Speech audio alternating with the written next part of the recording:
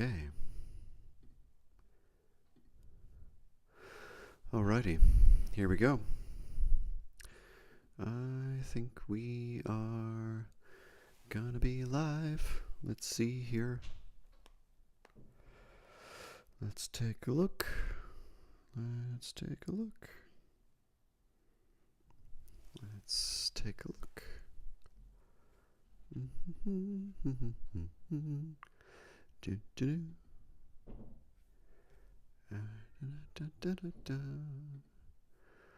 Where are we? What is going on?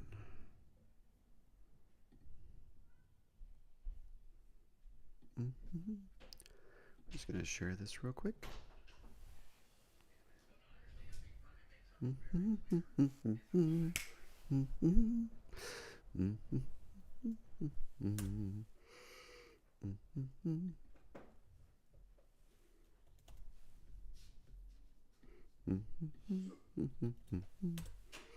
Here we go. Here we go. Okay.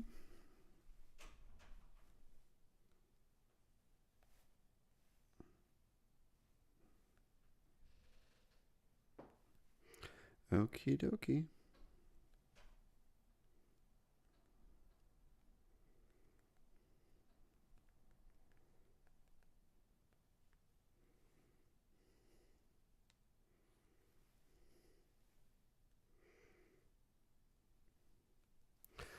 Okie dokie, here we go.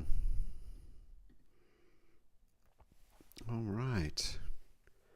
Very good. Well, welcome, welcome. I'm so glad you're here. Alrighty. Well, hello everyone. This is another episode of the Unshrink Me experience. We're going to try something a little different today, and we're going to go live on YouTube as opposed to going live on Twitch and just see how this goes. See if it's any better or any worse. I look forward to you all being here, and just to double check.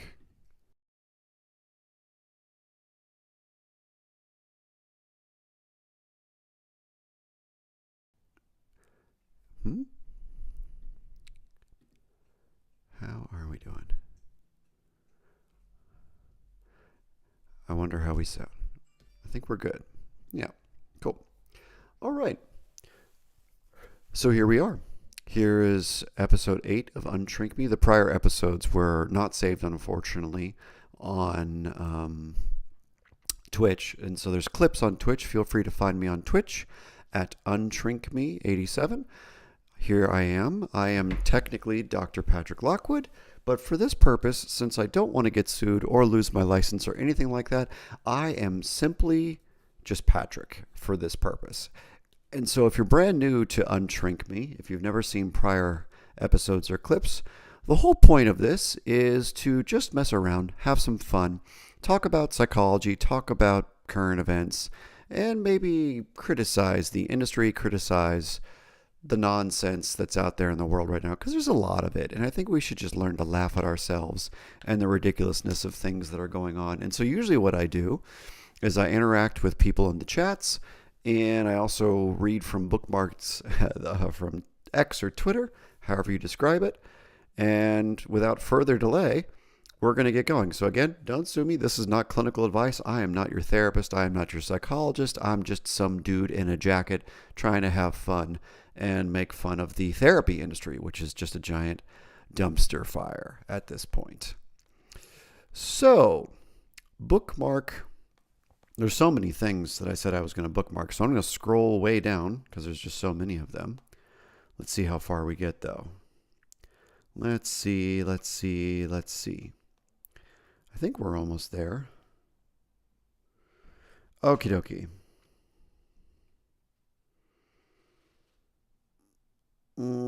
Okay. All right. So first thing I want to talk about today, there is a tweet from a, I guess, well-known Twitter therapist personality I need something to drink. Not officially sponsored by Celsius, though I wish, because this shit's great. All right. So, first and foremost, I try to always name the person so you know who it is. So there's this Twitter user named Dr. Glenn Sullivan. So the first response I'm going to be talking about is to his post. His handle, if you want to check him out, is at Dr. DrGlennSullivan. So he says, in quotes, reimbursement rates for psychologists have been stagnant for more than half a century. Psychological testing has been utterly devalued. Meaningful psychotherapy is unheard of, end quote, at the VA and Kaiser Permanente. And so here's what I just want to say to everyone who is interested in therapy, interested in treatment. Sometimes there's hemming and hawing about what degree level is trustworthy, if people are better educated, if they have a doctorate degree or a master's degree. There's definitely some differences. I teach both kinds of students, and the type of education does differ to some significant degree. He's right, though. As silly as it sounds, because I know that there's a mythology out there that people with doctorate degrees charge a ridiculous amount of money because they just have a doctorate degree, which is kind of true. But the other thing that's also true is that, for the most part, people tend to not value psychotherapy and clinical care the same way that they value going to see their GP or something of that nature. And so from the managed care side of things, we're not getting paid anything. The managed care rates for a clinician are horrible. Some of these managed care rates are like $90 an hour when, you might need to have an average rate of $150 an hour to make a living and pay all of your bills. Because for those of you who don't know, to be a good therapist and to have a decent office and malpractice insurance and all sorts of things, you need actually a fair amount of money to make that functional.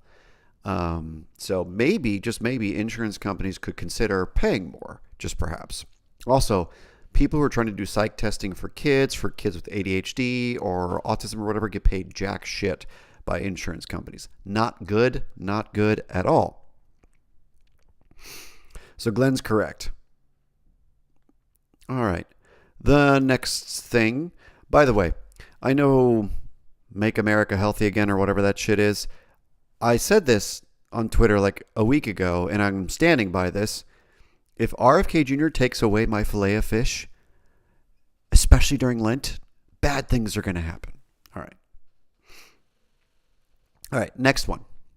So the next thing I'd like to criticize openly is Adam Grant. So Adam Grant is this very popular person in business world, and he kind of plays fake psychologist consultant. And so here's what he said. He said cynicism, and he said this on March 1st. So his handle, if you want to check him out, is at Adam Grant. He said, cynicism is not a mark of intelligence. It's a defense mechanism to avoid being exploited. There's a study with 192,000 adults in 30 countries. People with poor reasoning skills are more likely to see human nature as selfish and untrustworthy. A sign of wisdom, he says, is refusing to expect the worst in others. So let's talk about this, Adam. Adam, I have training to be a clinical psychologist, and I don't believe I'm very cynical. I actually believe I'm fairly optimistic because I believe people are capable of changing. I think it's evident by just the success I've had in my career that people can change. And so here's what I'll say. There is a difference between skepticism and cynicism, and I think a lot of people, when they're being overly critical online in particular, I think people mistake skepticism and criticism for cynicism. And here's what I will say. This, meta-analysis about cynical genius illusion, that's fine. I'm sure that cynicism is mostly not a sign of actually being able to think through things. I can see that. But what I cannot see is the people who feel disenfranchised being bad people or stupid people. People have a good reason nowadays to be disenfranchised. The world looks pretty messy.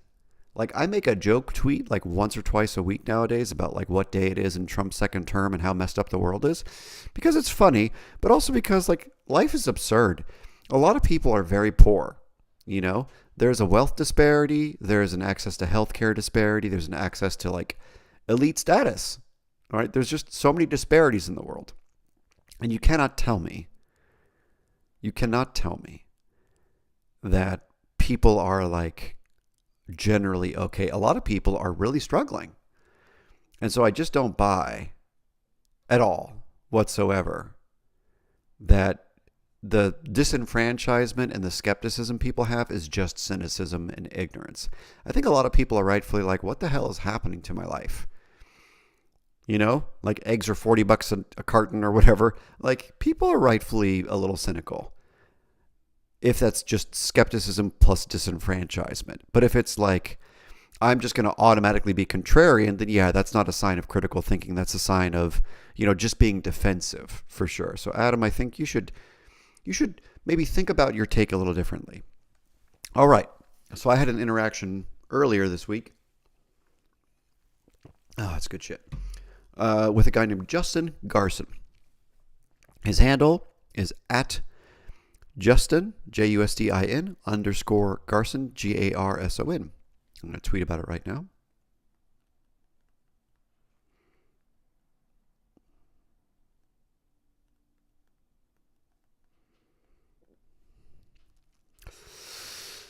So he said on February 28th, my conviction is that mental health crises, such as depression, anxiety, intrusive thoughts, are parts of ourselves demanding recognition.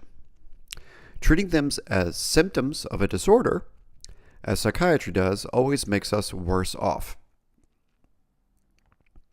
So here's what's weird here's my problem, right? Here's my problem. Here's my rant. My problem is this.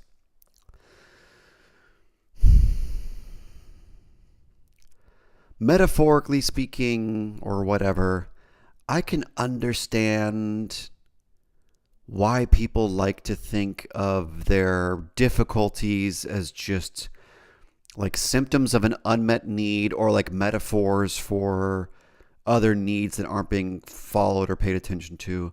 Like you have my basic agreement there. But the problem is that metaphorical approach to mental health doesn't seem to actually help.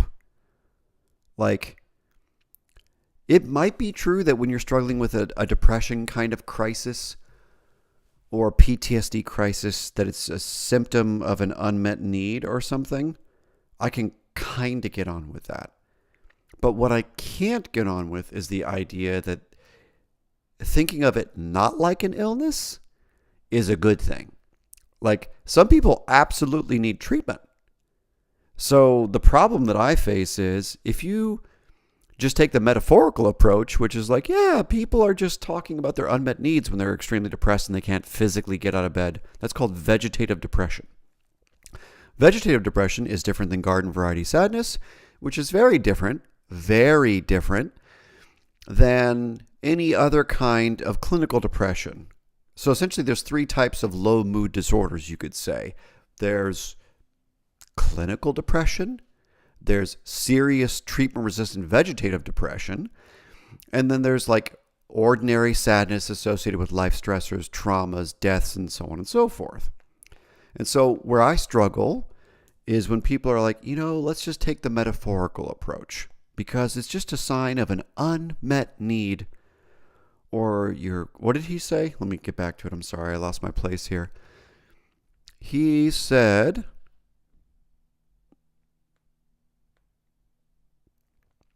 just a sec.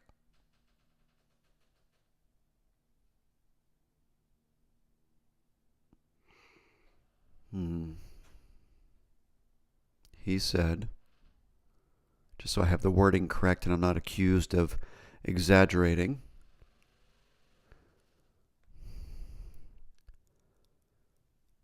My conviction is that mental health crises are parts of ourselves demanding recognition. So again, metaphorically fine, but if a clinician, if a psychiatrist, if a counselor, if a family member just thinks of it that way and you don't think of it like an illness, then you're not going to take it seriously enough because everyone has pieces of themselves that don't get enough recognition. That's true for the average person walking around. but a genuine mental illness needs different attention. It's like if you break your leg or you sprain your leg or something like that, you probably shouldn't just think of it like, your attention to posture is just screaming out for, recognition in that moment. It's like, yeah, you should probably pay attention to your posture too while you're walking and things like that, but also you sprained your leg, so you need to take care of it differently. It's more than just like, pay better attention to your posture. Anyways, so that's my thoughts. All right, I've talked about this lady before on my other streams, so if you've seen this before, you're not going to be shocked. So there's this user on Twitter named No BS Therapist, and her handle is @tweetAtherapist. She says, if you were a therapist with a baby, would you bring them into a therapy session? No. Could be distracting. Not everyone likes babies, so on and so forth. Excuse me. But, so why do therapists bring pets into sessions without consent? It's distracting. Not everyone likes animals. People have allergies. It could be even traumatic. It could even bite you, for sure. So I actually agree. I think my personal opinion is it makes no sense when you bring your animals to therapy. If you are a provider, if you're a therapist, if you're a clinician, if you're a psychiatrist, what are you doing bringing your pet to therapy? Why do you so there's this famous psychoanalyst named Donald Winnicott. Winnicott talked about transitional objects like teddy bears and how kids need them to transition from being completely dependent creatures to more independent. It's like this thing that helps you feel a little bit more independent over time. You fantasize about the teddy bear being your friend or whatever it is. And so what I think is a lot of these therapists are bringing their transitional object pets into therapy. Your cat, I love my cats. I think they're amazing. If you could see them right now, they're cool. Here, I'll show you.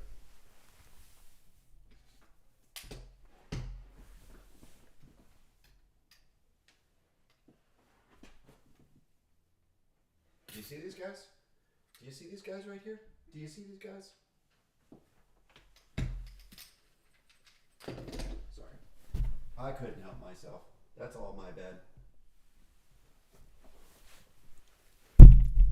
Just screwing around. That's all I'm doing is screwing around. But anyways, I love these guys. They're cool. They're super amazing. They are literally some of my favorite creatures to play around with. But I'm never going to bring my cat to therapy. That's insane. Because it's not about me satiating some simple needs. Also, my belief is if you need an animal in therapy, then you can't handle your fucking feelings. That's what I believe. I believe that you are deficient in some way, shape, or form. I think animals are cool. I love animals. Don't get me wrong. I think I like bumblebees. I think bees are cool. My office complex outside of here, has really cool bees. And I'm always fascinated by how they move. But you're never going to see me bring a bee into therapy. So please, for the love of God, if you're a therapist and you have to have your dog in session because you believe that your dog is going to somehow make it easier for the patient to do therapy, you should reconsider your choices. And the reason I believe you should reconsider your choices is very simple. Therapy is supposed to be difficult. People who are suffering with major depression, PTSD, and other illnesses genuinely need to suffer in therapy. They need to experience intense distress with you. Your whole job is to help them tolerate distress, not distract from it. When clinicians bring in therapy dogs or whatever it is my belief that you are teaching people to not tolerate distress. You're teaching them to avoid distress. It is my belief that people are perfectly welcome to have therapy animals. If you're a patient with a serious condition and you need a therapy dog or whatever, awesome. Whatever. But I have a problem with the therapists who do this because it's about you satiating your anxiety and not letting yourself and the patient tolerate your feelings. And I think that's terrible for the patient. I think that you're teaching people that they don't have to feel as bad as they should feel in order to grow. That is my belief. So I agree with no BS therapist. What an insane thing to do. Who cares? Right? So, that's just my little rant about therapy pets. And I think it just speaks to the therapist not being able to tolerate their own fucking feelings. That's my belief. But what would I know? What would I know? I'm just here as Patrick. I'm not here as a therapist or anything. So what would I know? It's all speculation. It's all fun and games, you know? Okie dokie. All right, Alex Berenson.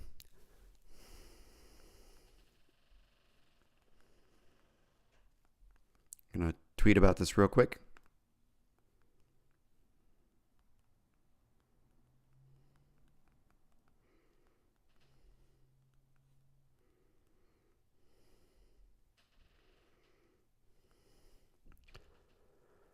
Okay. Alex Berenson is a reporter, investigator, who's talked about addiction and a bunch of other things. He's kind of like an alternative journalist compared to the mainstream. So he said, his original post, which was on March 1st of this year, he said in 1980, drug overdoses killed 6,000 Americans. In 2024, they killed 110,000 Americans. Quote unquote harm reduction and the ending of so-called stigma have been among the most catastrophic policy failures in American history. It's time for someone to tell you the truth. And for those of you who don't know me, I have spent 15 years of my career working with people with serious drug problems. And so I had some things to say, as you might imagine. So here's what I said. My response on the same day was, addiction is my expertise. Also, I currently run the exact opposite of a harm reduction program. I run an old school abstinence program. Overdose increases, I said, are not harm reduction's fault. That's bullshit, Alex. The truth, Alex, is that supply changed, for instance, increased potency of opioids, prevalence of use changed, and cost of drugs like fentanyl changed. Also, demand changed. For instance, people are more miserable than ever, per the verifiable Pew Report data. Political turmoil is worse than ever, and workaholism is worse than ever. It's depressing that people listen to you and believe such bullshit you say. And this is why society is fucked. The people who actually have experience solving problems are ignored for their politically aligned culture war champions like Alex. So here's what I'm going to say that might sound controversial or not. I'm not a big fan of harm reduction. I see the value in harm reduction because what harm reduction policies do is reduce harm. So for instance, clean needle exchanges sometimes are run very well, and sometimes they actually keep people from spreading diseases like STIs, HIV, hepatitis, so on and so forth. And so there is data that shows that harm reduction interventions like clean needle exchanges do decrease the spread of diseases. So is it reducing that particular kind of harm? Absolutely. But harm reduction is not getting people sober. And so there's this thing called a trade-off. The question is, do you use only one kind of policy in a culture like the United States in particular, which is so complicated, so vast, so diverse? Can you just use one kind of policy when there are different types of government, different types of cultures and subcultures all over this country? I think that's a stupid idea, Alex. If you go abstinence only and you try and shift us back to the Prohibition era, does anybody remember how successful Prohibition was? I think people who understand basic economics, basic supply and demand, will understand that choosing any one particular policy is really fucking stupid. And the reason it's stupid is because not everyone is at the same stage of change. Not everyone is equally motivated to change their behavior around drugs. There are different people with different psychosocial stressors, different cultures, different beliefs, different accesses to services. And so you can't just do abstinence-only treatment. For instance, you can overtreat people. Some people with a serious drug problem don't need rehab, which might be scandalous to say as a guy who runs a rehab, but like, you don't need rehab. In fact, the vast majority of people with a drug problem do not need rehab. They usually need good outpatient therapy and a lot of lifestyle change so they can either minimize their use or change their use patterns. But the most severe of severe, the people we call drug addicts, often benefit from more intensive treatment. And abstinence. I'm a big fan of abstinence for a lot of the people that I've ever worked with because their lives would be better. It still comes with trade-offs, but their lives would be better. So I don't want people to die. I also think harm reduction is helpful in reducing harm, which is the point, Alex. And so if you're going to blame one variable, that's called the univariate fallacy, it's really stupid. It's unscientific. It's unthoughtful. It's just blatantly unthoughtful. Blatantly. So, there you go, Alex. Hope that was helpful. All right. This is a little less ranty. So Alan Francis, I've talked about on these streams before, is a well-known psychiatrist. He worked on the DSM committees to create and refine the criteria over time. He's a psychiatrist that I think is worth listening to. So if you're on Twitter or X, you should follow at Alan Francis MD, ALLENFRANCES MD. Alan Francis is one of my favorite psychiatrists on Twitter because he tells the truth and he just doesn't give a shit. He cares about what works. So he said on March 1st, ridiculous. Almost 1 in 5 people take a psych med. That is ridiculous, by the way. 20% of the population's on a psych med. That's bad. That's a bad sign for the U.S. Now, I don't think RFK Jr. is going to make this any better, but like, God, I hope he does. Why? Alan Francis says, because 80% are prescribed by GPs, general practitioners who know nothing about psychiatry, who aren't given time to correctly diagnose and treat psych problems.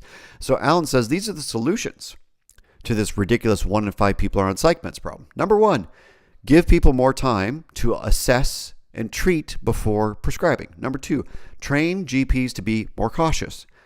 Number 3, emphasize deprescribing. Deprescribing is a big deal. Number 4, more access to therapy. Now the problem is more access to therapy is a monetary thing and a training thing. We don't have enough therapists, even though there's, here in LA at least, there's one every half mile you could spit and hit a new therapist. And number 5, monitor overprescribers.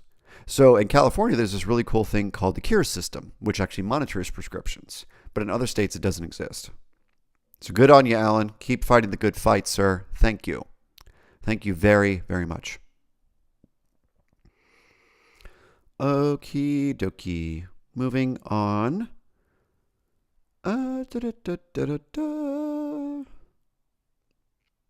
Okay. There's this other very popular Twitter researcher named Steve Stewart Williams, and his handle is at Steve Stu, S-T-U, Will, W-I-L-L. He quoted a study a couple of days ago. It said, in quotes, participants reacted less positively to the male favoring than female favoring findings. The male favoring aversion remains one of the most robust and replicable findings I've encountered in my research career. So this was a review study that looked at research that looks at results that make men look better, seem more adaptive, whatever it is, compared to females. And basically, most people rate male favorable results as less positive. So I don't know what Steve's specifically trying to get at by talking about that, but here's what I would say. We live in a Western culture, at least, that's very polarized about men. I believe that until professional organizations like the American Psychological Association and the American Psychiatric Association and most universities get a healthy relationship with men again, they're going to hurt society. Now, I don't blame professional institutions because what I genuinely believe is that society's kind of fucked up when it comes to gender relationships. I think the past 20 years of, more and more of this activist, believe all women bullshit is actually not helping society because it's creating and reinforcing an us versus them dynamic. And it's like, if you want to decrease the frequency of assault, sexual assault, isolating and hating men is not the same thing as holding people accountable for their individual behaviors. Yes, males are on average much more aggressive. There's tons and tons of research that shows that. So I'm not ignorant of that reality. What I don't agree with is mainstream institutions raising people to be feckless. I don't want schools and universities. I don't want any institution to have a bias for or against a gender, a sex, or whatever. I want us to meet people where they're at and try to help them based upon where they're at. Because there's no perfect gender. Men are not better than women, and women are not better than men. It's fucking stupid. People are just people. And if you can't learn how to get along with the people that might scare you, if you're so interested and invested in groups and group identities, then you're part of the problem. And we're seeing a resurgence of this on the political right now, where they're like fighting back and punching back, which is just stupid. And so I welcome people to the table who are interested in talking like adults about the fact that people are complicated. Gender dynamics are complicated across different types of contexts. Most behavior is contextual, for instance. So maybe if people in the mainstream psychology world had a better relationship with men and masculinity, society would function a little bit better. But I don't blame the APA or anything like that. I blame society. I think we have really screwed each other by not treating each other like people, like regular people, like individuals in many cases. Group identity can be useful if you're a sociologist, but it's really not useful if you're trying to do things like teach the next generation of students. You want to meet people where they're at. You want to treat people with respect. And I don't think most institutions respect their patients, their students, their clients. I think people are too interested in surviving and not interested in thriving. So they're just playing political and culture war games, which I think is fucking stupid. But what would I know? Moving right along.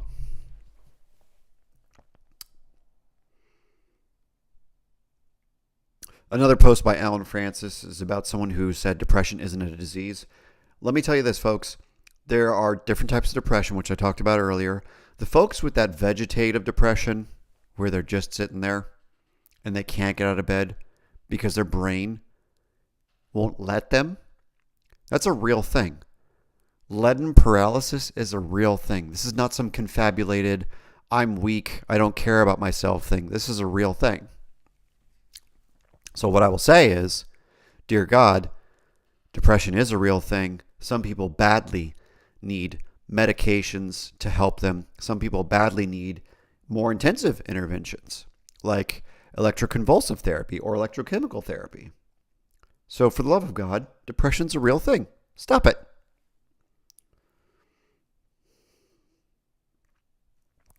All right.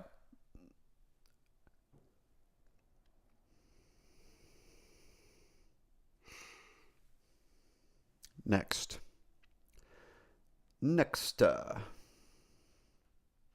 What's next here?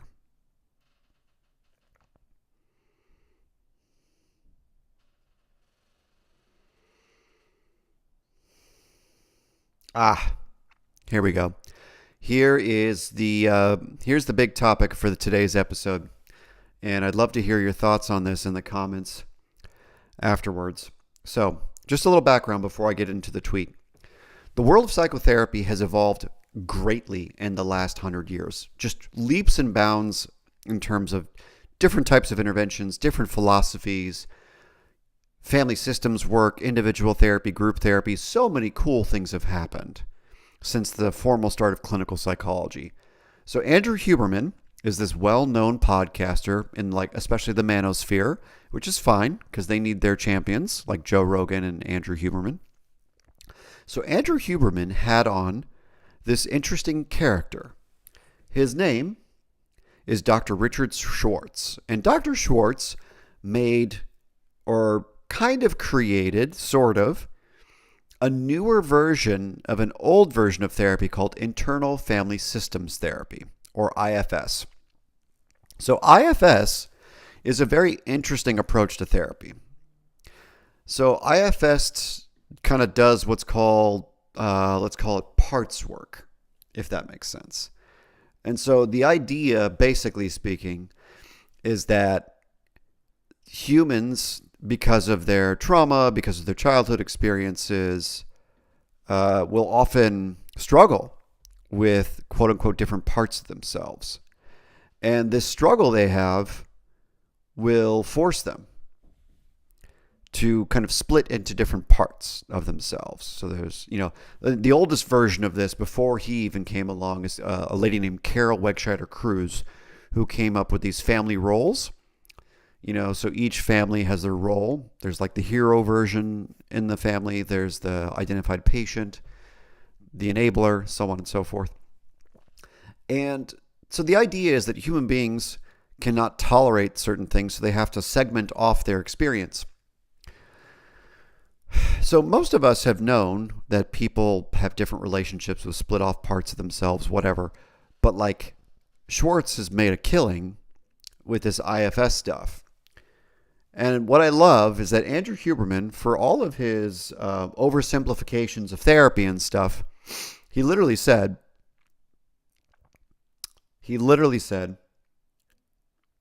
why do some people continually select romantic partners that are fundamentally bad for them?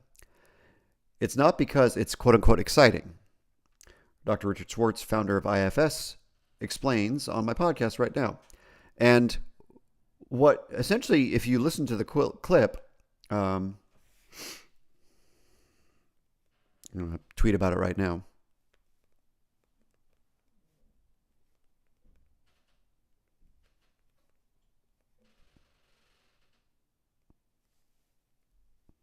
Just so it's clear.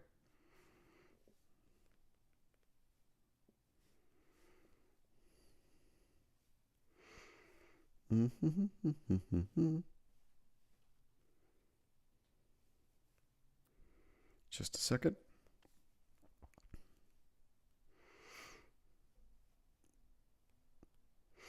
The reason this matters, just so we're all clear, is what I have a problem with as a professional, but also as just a regular person,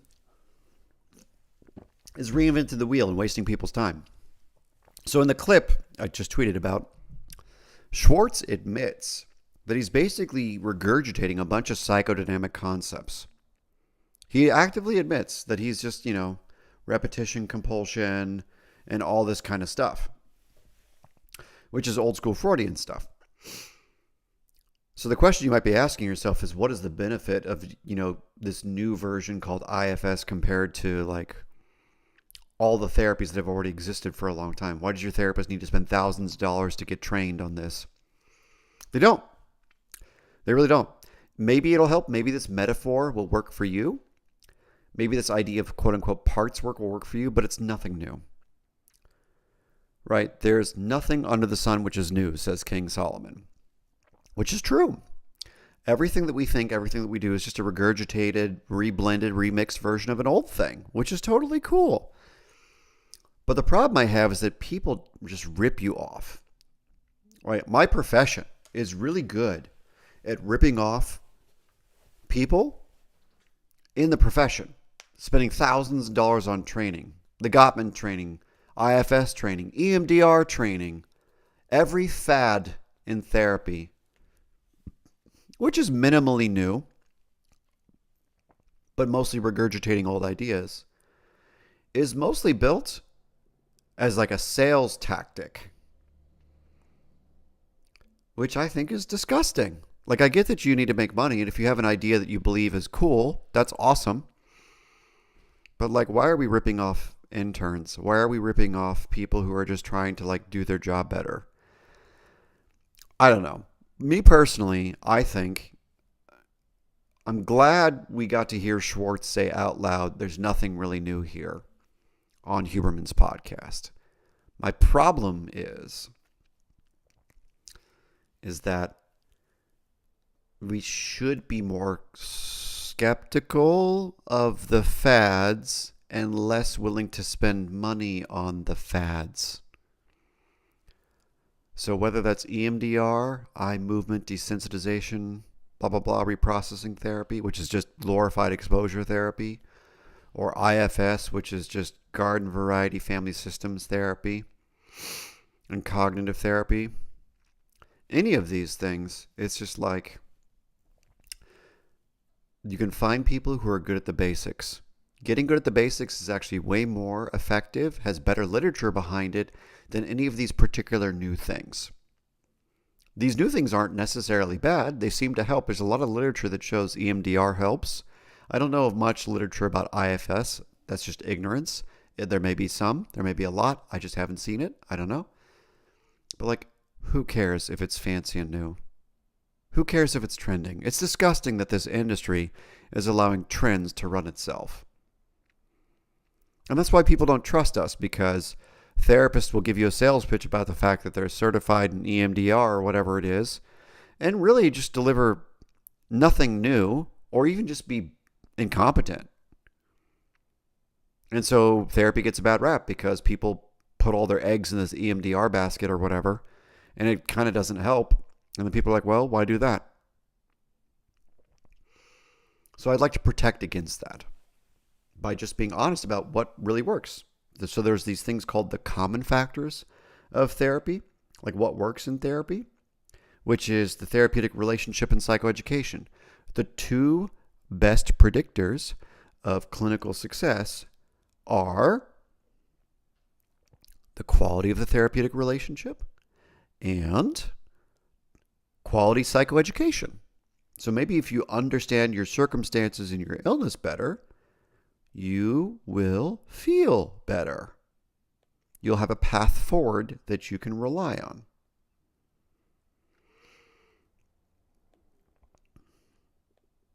Okay.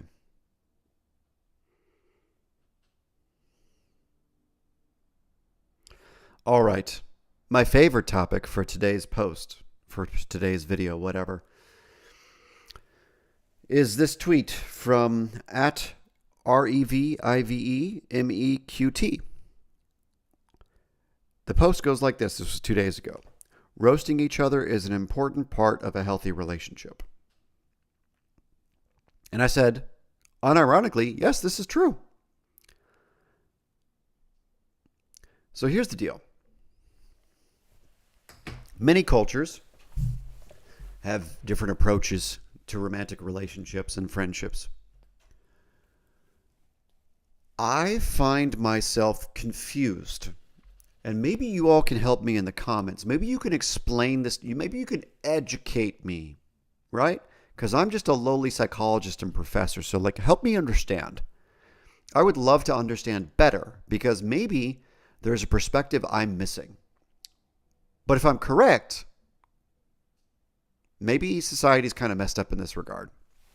So I want to walk you through my thought process about why roasting each other is a good idea. So if you don't know what I mean by roasting each other, I mean politely or impolitely joking around with or even giving your romantic partner a hard time.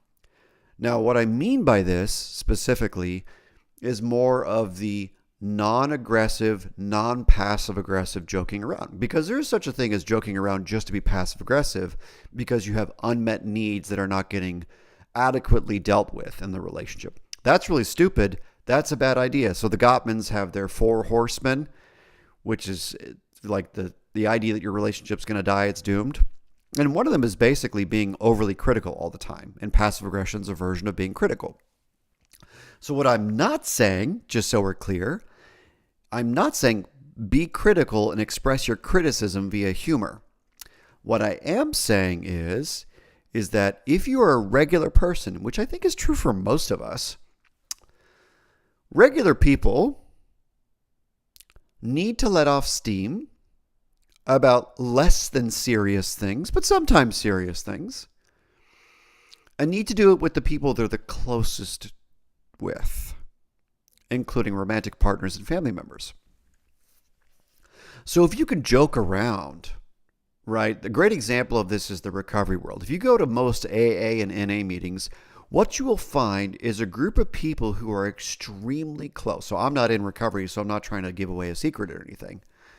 What I'm saying specifically is that if you can't joke around, if you can't bond with somebody by joking around, you are too fragile and too sensitive. That's a problem. Because when you really care about somebody, you understand their relative weaknesses. You understand their limitations as a person. And sometimes those limitations are funny. That's not weird. It's actually pretty common for people that you know and people you like, people you love, to be imperfect, right? And sometimes those imperfections are absolutely hilarious. So just to give a super concrete example, my man, my husband, is a brilliant person in terms of being a musician and a creative person and whatever it is. And then his practical life is a little different because most creatives, as you know, are really skilled in 3 or 4 domains or more, but then they also usually have some deficits in other domains, which is not weird, right? Most creatives aren't good business people. Most creatives aren't good negotiators or whatever it is. And so they have to hire people like managers or whatever to do that. Not weird. So he literally was getting into toast again, which I think is hilarious. And he was trying to figure out how to make the butter melt better on the toast. So being a very creative person, he's flipping me off right now. Being a very creative person, he's like, you know what? I'm going to put the butter on the plate in a microwave and microwave the butter and then put it on the toast that just popped out of the toaster, which is not typically how toast works. And if you don't know that. And so like I have very frequently in the last few months kind of given him shit about that in a very loving way because it's hilarious. It's very much like it's like a Zoolander thing to do if you've never seen the movie Zoolander. It's very much like like I'm going to put butter in the microwave so I can butter my toast, which it's silly. It's stupid. So if he does something silly, I'll be like, you're having another microwave moment. You're having another buttered microwave toast moment, and I'll just like give him shit with it. And like, it's good natured. I'm not angry at him. I'm not taking out frustrations about our economic circumstances or our family circumstances or the cats or something like that. I'm literally just joking around about something silly just to relieve a little tension and have a little fun.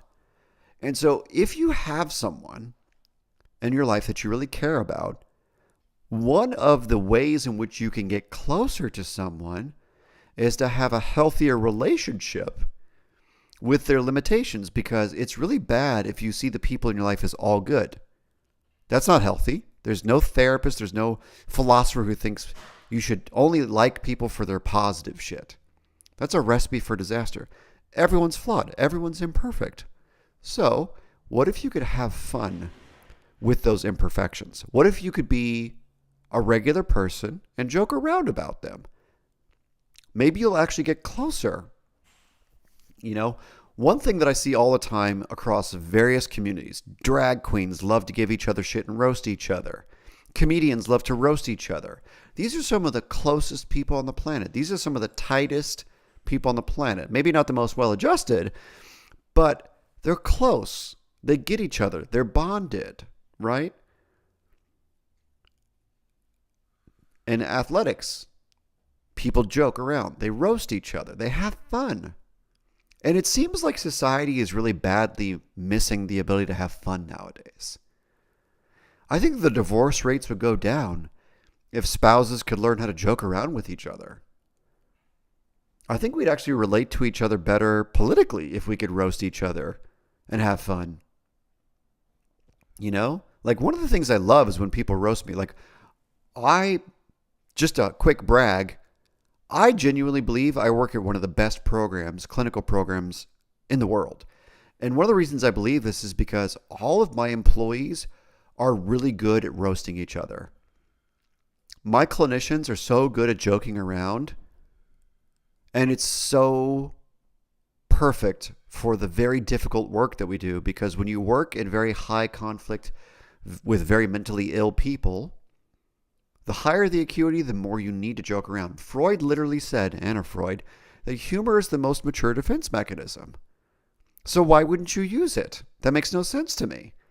So what I really think the world needs, but especially romantic relationships, is we need to joke around more. We need to learn how to give each other shit more and give each other grace more. So definitely you should learn the art of roasting your partner. Because I think if you learn the art of roasting your partner, you will get closer. You will learn to have a better relationship with your partner's limitations and their deficits. If you just treat it like it's a catastrophe, you're going to be miserable and your relationship is doomed. Or you're just going to have a miserable relationship for 50 years. And there's entire generations of people like the boomers who lived that life. Miserable pieces of shit who have ruined society. Don't be like them. Learn how to be a regular person. Learn how to have fun. Maybe your life will get better, believe it or not. You know? That's what I think, at least. And I've just seen it work. I've seen couples that I've worked with, when they learn how to joke around with each other, their lives get better. So learn how to roast each other. Like, one of the things that is so disgusting to me about most culture warriors is they just don't know how to have fun. They're so busy being serious and believing they're super professional that they're just miserable. And I would never want to be them. It's a wild waste of time. That's why I like people like Joe Rogan and Michael Malice and all these right-wing whatevers who joke around. Like, when is the left wing going to learn how to joke around and have fun and not take itself so seriously? Miserable people. How pathetic. Learn how to have fun. Learn how to be a regular person. You know? You can have more fun and still get good shit done and help society and help each other.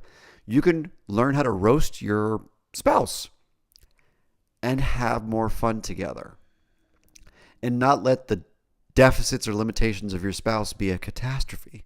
Because in many cases, they don't have to be. Now, sometimes people are afraid to joke around with the people they're dating or the people they love because they don't want to offend them. And what I will tell you is that if you can't offend people that you love, then you don't really love them. If you can't offend people that care about you and the relationship won't survive, then they don't actually love you. Because you need to be able to work through it and either figure out if you're being passive aggressive, which is bad, by the way, don't do that, or if you're just trying to have fun and lighten the mood and deal with a difficult circumstance or a deficit on the part of your character. So I hope you understand that roasting each other is a good thing. It should bring you closer together. And if you just look at all the communities on the planet that roast each other, gamers, comedians, drag queens, athletes from every sport, all these people are high performers who have good lives. So if you want a good life with your romantic partner, if you want to perform better, if you want to be more honest about how the relationship is going, maybe learning how to give each other shit is a good thing. You know what I mean? Just maybe, just maybe. So that's what I have to say. Learn how to roast each other. Learn how to do it not passive aggressively. If you're having serious relationship issues, maybe figure your shit out and then learn to be funny. But being funny is a good thing.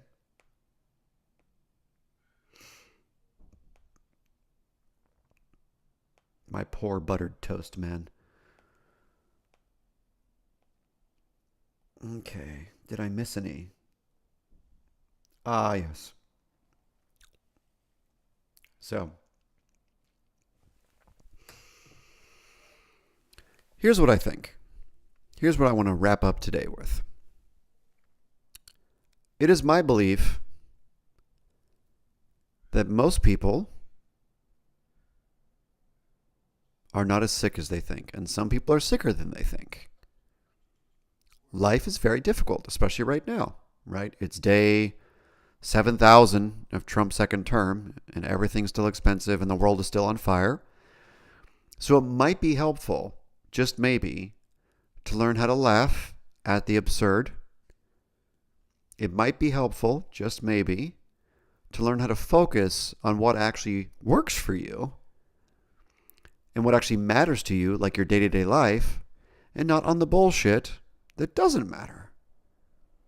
Almost every good type of therapy, ACT, CBT, DBT, helps you become more focused on what actually matters to you.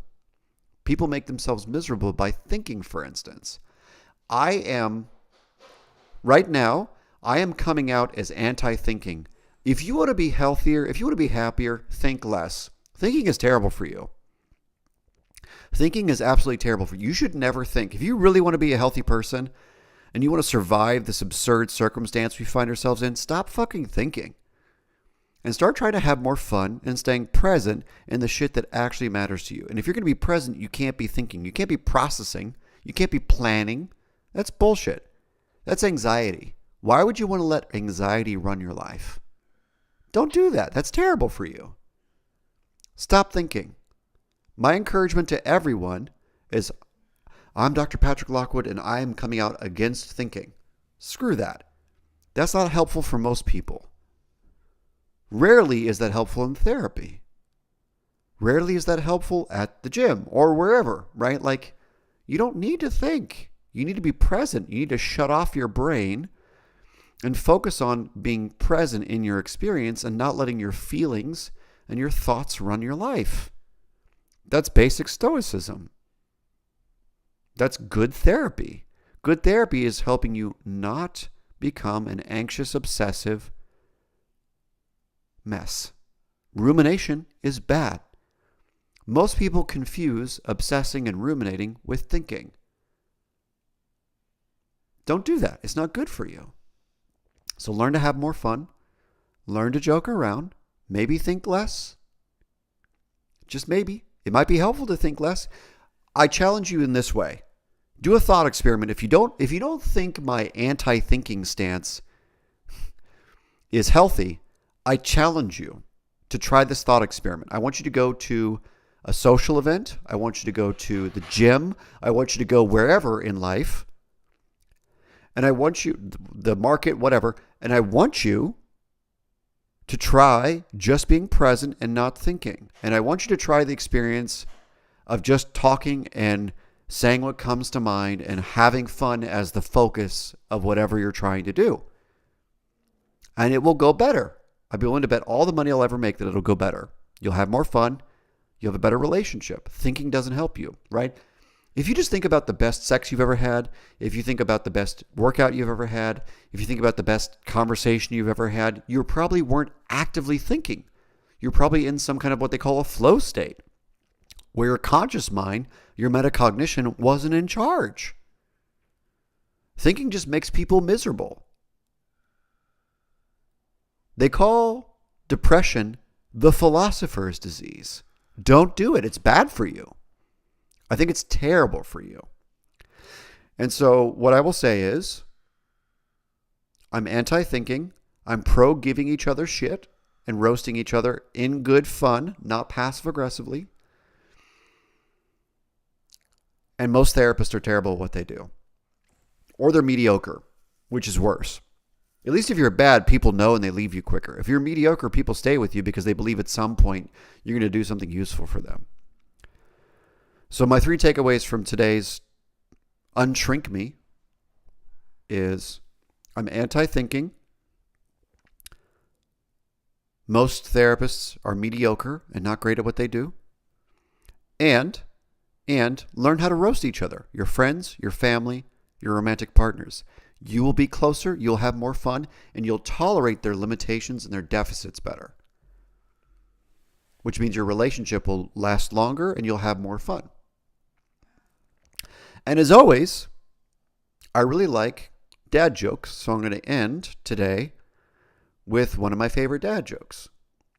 So those of you who are watching and not listening can probably tell that I haven't really shaved in a while. And, different people have different opinions about facial hair. Some people really love it. There's like a trend on the manosphere to have like a beard or whatever.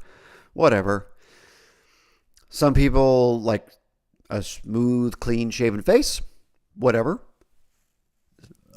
And so what I would say is that people have different preferences, and that's totally fine. And I've been thinking about it a lot. I've gone through periods where I'm clean shaven all the time, periods where I'm stubble all the time. And, the thing about facial hair is because it's subjective, it kind of depends upon your audience, right? But for me, facial hair, the thought of like kind of going with facial hair, it's kind of growing on me. All right. Well, this has been Unshrink Me, episode 8. It'll now be on YouTube going forward. So please follow me on YouTube. Come chat. It's usually every Saturday. We'll have some fun. We'll joke around. You can ask questions. We can mess around. I will see you hopefully next Saturday.